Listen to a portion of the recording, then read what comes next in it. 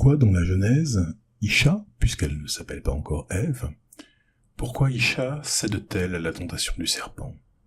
Pourquoi mange-t-elle du fruit défendu, alors même qu'elle vit déjà dans l'abondance, la proximité du divin et l'harmonie du jardin?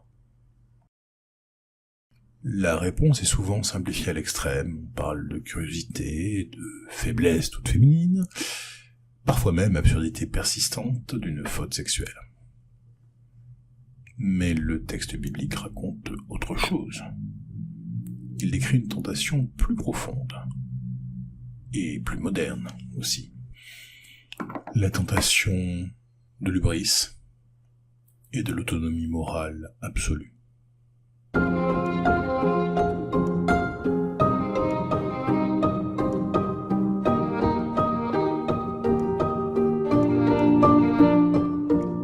Revenons au texte tel qu'il est rapporté au chapitre 3 de la Genèse. On nous dit « Le serpent était rusé plus qu'aucun des animaux terrestres qu'avait fait l'Éternel Dieu. Il dit à la femme, « Est-il vrai que Dieu a dit, vous ne mangerez rien de tous les arbres du jardin ?» On le voit dès l'ouverture, le serpent ne force rien, il ne contraint pas. Il interroge l'ordre établi, il introduit le doute. Il suggère une interprétation alternative de la parole divine. Et Isha, au début, corrige, précise l'interdit, dit non, on a le droit de manger tout ce qu'on veut, sauf de celui-là, là, le patron a dit que ça, il faut pas en manger, sinon on mourra. Et c'est là que vient la promesse du serpent. Il dit, vous ne mourrez point, vos yeux s'ouvriront, et vous serez alors comme Dieu, connaissant le bien et le mal. Tout est là. Vous serez comme Dieu. Que promet le serpent, au juste? Être comme Dieu, pas en puissance, pas en immortalité, en autonomie. Être comme Dieu ici, ça signifie ne dépendre de personne, ni d'aucun être humain, ni d'aucune loi extérieure, pas même du divin. C'est la promesse de l'autosuffisance ontologique. Et c'est précisément là que réside l'hubris. Oublier ce que l'on est pour se croire autre chose. Croire que je suis assez sage, assez clairvoyant, assez bon également, pour juger par moi-même de la moralité des conséquences de mes actes. C'est déjà cheminer en compagnie du serpent. L'humain n'est jamais assez clairvoyant pour cela. Il est condamné, sa vie durant, à supposer, à jauger, à avancer comme un âne batté, ne voyant que la surface des choses et espérant que ce qu'il a fait ou ce qu'il va faire n'est peut-être pas trop dégueulasse. Et puis, ironie tragique, Isha est déjà au plus près du divin, et ce point est crucial. Parce que si ce que recherche Isha, c'est vraiment la ressemblance avec Dieu, et tout porte à croire cela, puisque c'est exactement ce qui l'a fait changer d'avis, ce qui l'encourage à manger le fruit. Eh bien, cette ressemblance à Dieu, elle l'a déjà. Isha est la moitié de l'Adam primordial, de l'Adam Arishon, qui a été coupé en deux, une partie mâle, une partie femelle.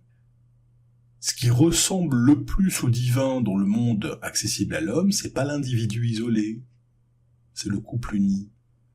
La relation, l'union, la réciprocité, c'est l'image la plus haute du divin dans la création. Si elle voulait ressembler à Dieu, il lui suffisait de se rapprocher de Ish, de reformer l'androgyne originelle, y compris dans l'union charnelle, puisque c'est dans l'union charnelle que nous, humains, avons le pouvoir de créer la vie comme Dieu. Mais le serpent propose autre chose. Il propose la ressemblance sans relation. Il propose la grandeur sans dépendance. La connaissance sans alliance. Le cœur de la tentation est là, faire l'économie de l'autre.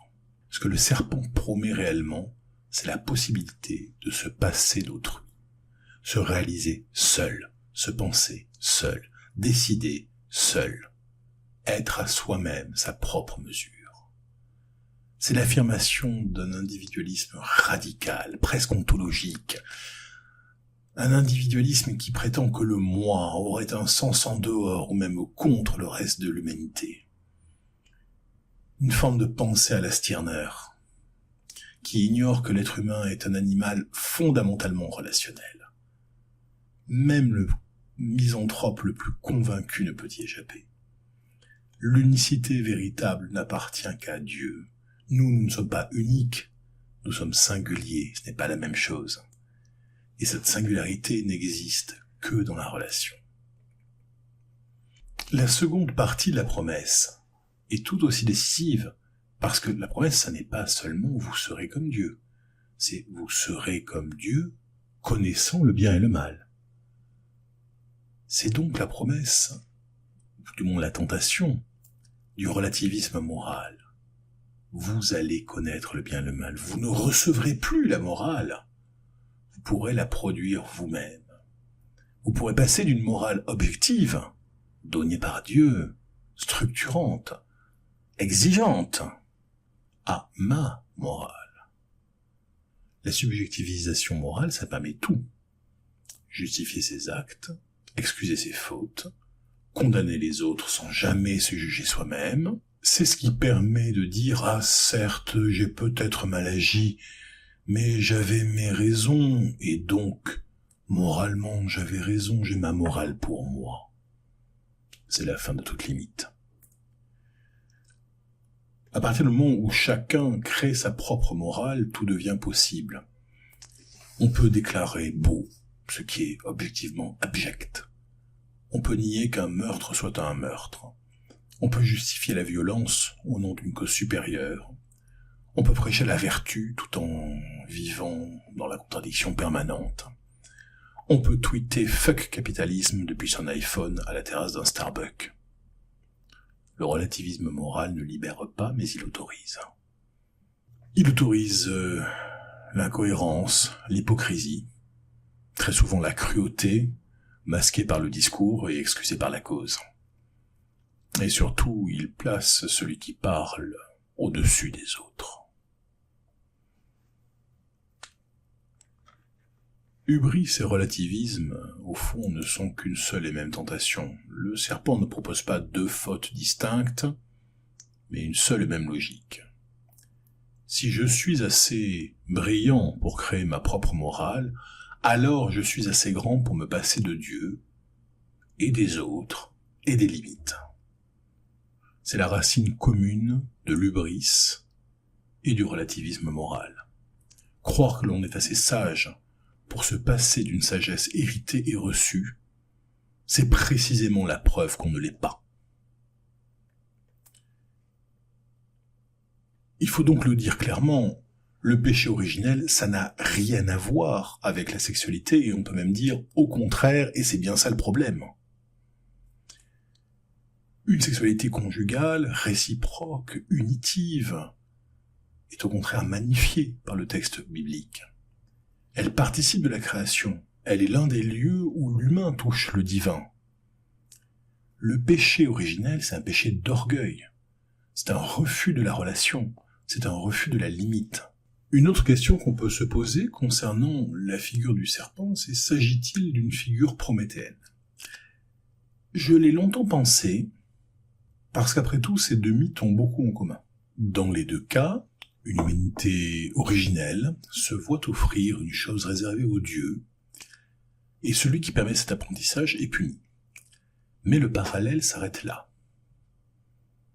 Prométhée est un titan qui se voit confier par Zeus, avec son frère Épiméthée, le soin de créer les animaux et les hommes. Prodigue, Épiméthée distribue largement les griffes, les ailes, les écailles, les pelages, de sorte que lorsque vient le tour de l'humanité, il n'y a plus rien. L'homme n'est qu'un singe nu, vulnérable, perdu dans un monde hostile. Pris de pitié, Prométhée lui enseigne alors comment faire du feu. Jusque-là, les humains ne recevaient le feu que lorsqu'un éclair frappait une forêt. C'était donc Zeus, le maître de l'orage, le maître de l'Olympe, qui décidait quand et comment telle ou telle tribu bénéficiait du feu plutôt que telle autre. Il était le maître de cette largesse. En apprenant aux humains à faire du feu, Prométhée réduit donc, de fait, le pouvoir de Zeus. et c'est bien pour cela qu'il est puni. Rien de tel ici. Le serpent ne prive Dieu de rien. Il s'adresse à une humanité déjà comblée de tous les dons, déjà protégée, pour l'encourager à transgresser le seul interdit qui pèse sur elle. Il n'aide pas l'humain à survivre, mais il l'encourage à vouloir plus qu'il n'est raisonnable. Pour autant, ce conte n'est pas une charge contre l'esprit critique. Il ne s'agit aucunement de prétendre que l'on doit appliquer bêtement des principes appris par cœur sans réfléchir. L'esprit critique, l'analyse personnelle, tout cela est bien entendu nécessaire et même indispensable. On constatera bien, quand on étudiera l'Exode, à quel point la loi doit être repensée et rediscutée en permanence. Nous ne sommes pas encouragés à gober de manière idiote tout ce qui nous est enseigné, mais bien à accepter une limite à notre propre sagesse. Nous ne sommes pas Dieu. Isha n'est que la moitié d'une créature façonnée comme l'image en négatif du Créateur. Et nous sommes encore moins que cela. Notre sagesse est limitée, notre clairvoyance est partielle. Le plus souvent, nous ne connaissons pas avec certitude le bien et le mal, et nous devons nous en remettre à plus sages que nous. C'est cette humilité nécessaire, indispensable, face à la complexité du réel, que ce conte rappelle. Nous croire assez illuminés pour émettre nos propres valeurs, ce n'est pas libérateur. C'est de l'idolâtrie à l'égard de notre propre intellect. Ce n'est pas prométhéen, c'est luciférien. Pour autant, il ne faudrait pas croire que nous nous soyons débarrassés du serpent en quittant Éden. Le serpent, hier comme aujourd'hui, est là, est toujours là, l'a toujours été, et un certain nombre des nôtres sont des esclaves du serpent. Ils parlent beaucoup de droits, peu de devoirs, revendiquent une valeur immense, mais ne se rendent que rarement comptables de leurs propres actes. Ils peuvent être charmants, brillants, séduisants, jusqu'au moment où ils doivent répondre de ce qu'ils ont fait. Mais ne vous y trompez pas, personne n'est à l'abri. Chaque fois que je trouve des excuses à mes mauvaises actions, chaque fois que je nie l'existence d'un bien et d'un mal objectif, je marche déjà aux côtés du serpent. La promesse du serpent est séduisante et l'a toujours été. Jouir sans rendre de compte, agir sans assumer de conséquences, être juge et partie, être à soi-même sa propre loi. Mais le prix est exorbitant. Rompre le lien avec la vérité, avec la conscience, avec l'ordre du monde. La Genèse nous avertit, ce chemin ne mène ni à la liberté ni à la grandeur. Il mène à la solitude, à la violence et au chaos intérieur. Résister au serpent, ce n'est pas être pur, ce n'est pas être parfait. C'est seulement accepter d'être humain.